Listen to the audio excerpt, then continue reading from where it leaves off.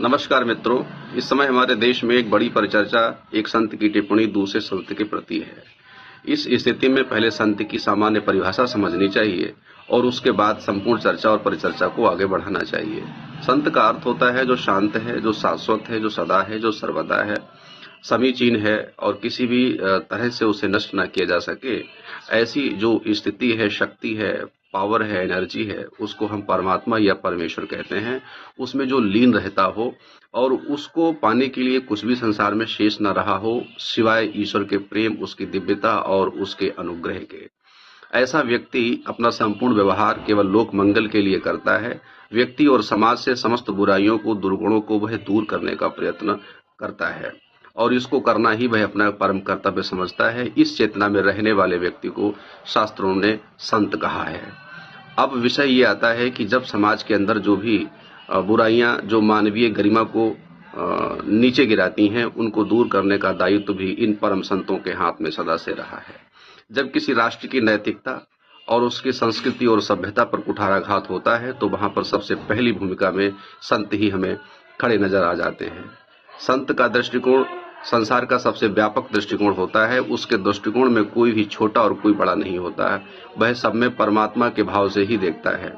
संत ना बच्चा होता है, ना बूढ़ा होता है और ना उसे किसी एक पार्टिकुलर आइडेंटिटी से फाइंड आउट किया जा सकता है। वह एक अवस्था है, वह एक मन की स्थिति है और वह एक चेतना की परम अभिव्यक्ति है और उसका अपना एक स्वयं में स्वरूप है और उस स्वरूप को बाहर से डिफाइन करना मुझे लगता है कि संसार का सबसे कठिन कार्य है। तो इस स्थिति में हमें एक विचार एक सामान्य व्यक्ति के रूप में ये भी रखना पड़ेगा कि हम ये भी देख लें कि किस व्यक्ति का हमारे राष्ट्र और समाज के लिए कंट्रीब्यूशन क्या है, योगदान क्या है। अभी हमारे वर्तमान में बहुत से रिलीजियस मूवमेंट चल रहे हैं और उन सबका कंट्रीब्यूशन है और किसी को डिनाई नहीं किया जा सकता है। मैं ये समझता हूँ कि फॉर एग्जाम्पल जो बाबा जय गुरुदेव का सत्संग चलता है या उनका जो मूवमेंट है, उसने लोगों को व्यसन मुक्त किया है। पूज्य प्रेमानंद जी महाराज को सुनने के लिए जो आज युवा आतुर हैं और मुझे व्यक्तिगत तौर पे कई ऐसे युवा मिले हैं जिन्होंने उनके सत्संग को सुनकर के अपने अंदर की बहुत सी बुराइयों को छोड़ने का संकल्प ही नहीं किया बल्कि उनको वो छोड़ भी चुके हैं और वे एक पवित्र और एक बहुत दिव्य जीवन को जीने के लिए प्रेरित हुए हैं और जीवन जी भी रहे हैं। तो संत का चरित्र ये होता है लोगों में पवित्रता और दिव्यता का संचार कर दे। जिस किसी की वाणी, जिस किसी का व्यवहार लोगों में पवित्रता पैदा करे, लोगों में दिव्यता पैदा करे, तो निश्चित रूप से उस व्यक्ति को संत ही मानना चाहिए और वह संत का अपना एक प्रभाव भी होता है। तो जिस संत को सुनकर के देखकर मन में दिव्यता और पवित्रता और ईश्वर प्रेम की भावना जगे, सद्गुण और सद्भाव विकसित हो जाएं, तो आप उसको संत मान लीजिए।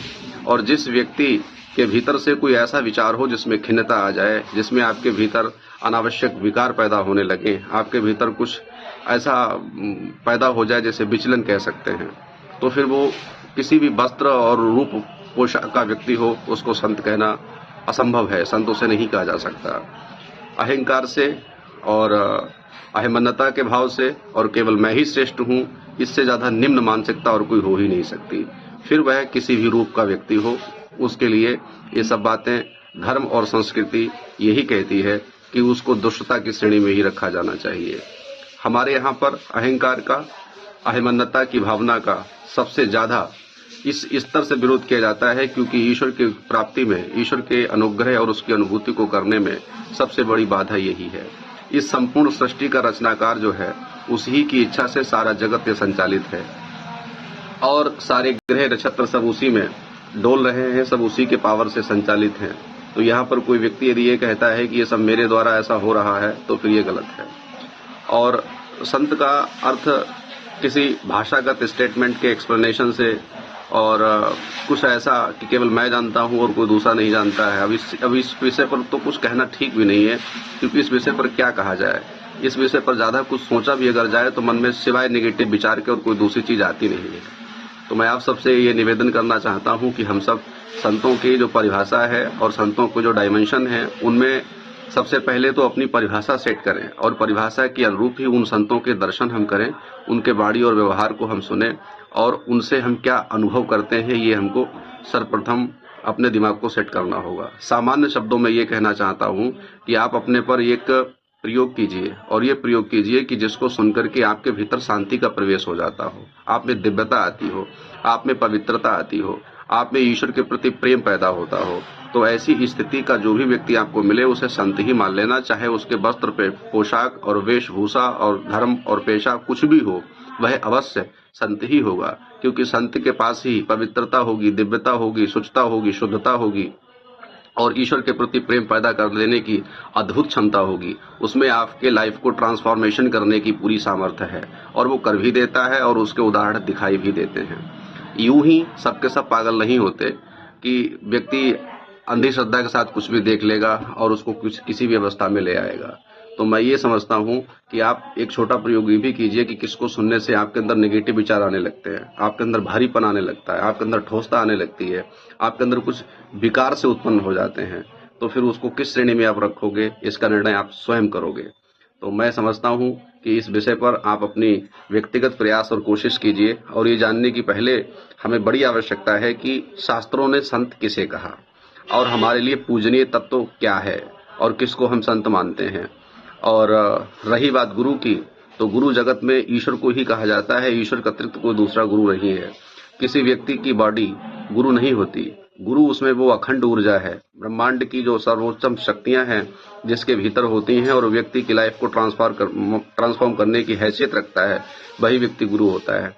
गुरु का मतलब होता है जो ज्ञान की मूर्ति है, और जो ज्ञान की मूर्ति होगा उसमें किसी प्रकार से अहम नहीं आ सकता। उसमें कभी अहम तो अशुद्धता है, मल है, गंदगी है, तो उसमें कैसे आ सकता है। बाहर से अपना स्ट्रक्चर सेट कर लेने से आपके गंदगी से मुक्त हो गए। आपकी अभिव्यक्ति तो परम गंदगी फैलाती है, इतना गंदगी समाज और देश दुनिया में फैलाती है कि जिसके विषय में जो सुधीजन है वो तो सुनना और विचार करना भी पसंद नहीं करेंगे।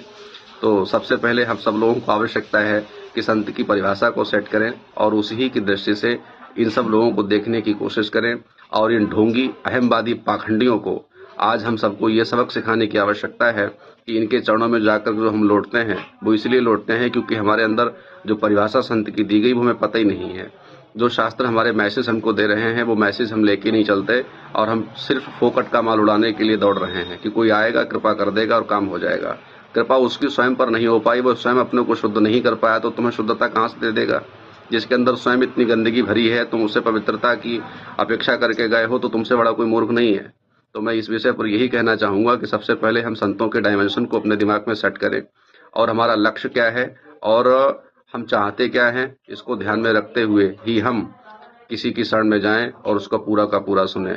और चाहे कितना भी कोई कुछ भी कर ले, वास्तविक संतों का कोई कुछ ना कभी बिगाड़ सका है और ना बिगाड़ सकेगा।